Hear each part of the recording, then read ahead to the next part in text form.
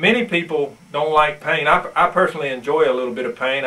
I played linebacker in football, and I enjoyed hitting. I enjoyed getting hit, and often would, you know, get up and thank somebody for knocking the fool out of me.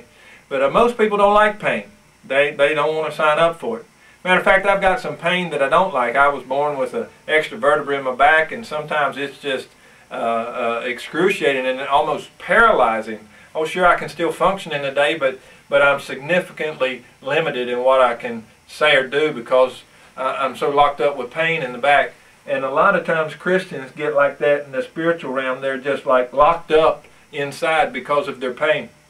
There's a verse in the Bible in 2 Corinthians chapter 1 that says, in our afflictions, in our pain, God comes in alongside of us and comforts us, and then expects us to heal from that pain and go be comfort to somebody else who's going through a similar type affliction. Now, I can minister to all kinds of people who've been hurt, but who better to minister to somebody who's been hurt like you than you?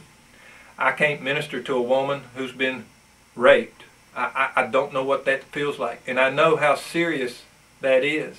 But who better than someone else that's been through that same situation and can come in alongside of them and say, you know what, I went through a similar situation and I made it through, and this is how you can too.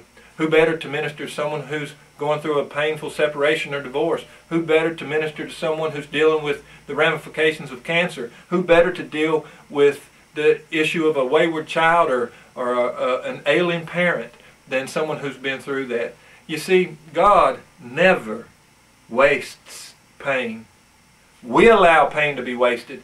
We allow pain to lock us up and keep us from being what God wants us to be. But it's oftentimes in the midst of our pain that God is doing His biggest thing in our life. And when we can allow God to come in and begin to heal us from the inside, extend forgiveness to people, get rid of the bitterness and anger and resentment, stop asking why me, but instead ask what are you teaching me, we can begin to grow from that pain. And sure, there might still be some pain as we go minister to people. I might still cry when I talk about the loss of my father, but when I talked about the loss of my father to somebody who's lost his father, I know I'm ministering to that person, and God is taking my pain and helping that person through theirs.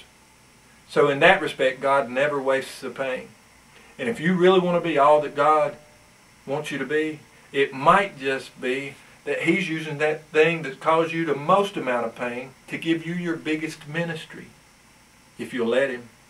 You make yourself available to Him. You ask Him to heal you up from your pains so that you can come in alongside of others and help them in theirs.